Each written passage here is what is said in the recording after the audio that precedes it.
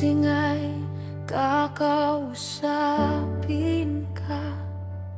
Maghahanda na naman sa bagong umaga.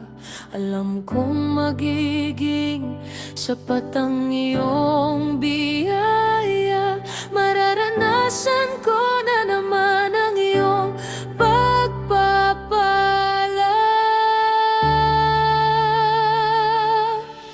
Hindi nararapat na ikaw ay hanggang nakilala.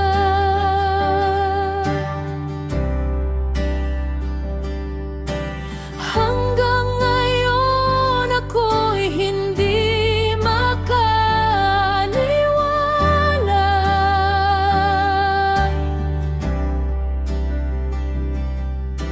Tinawag mong anak at tagapagmana, para sa'yo ang lahat ng ginagawa.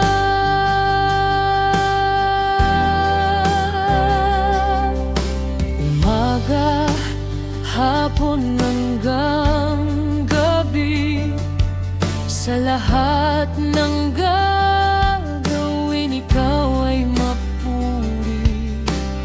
Ayaw kong mawala sa kalooban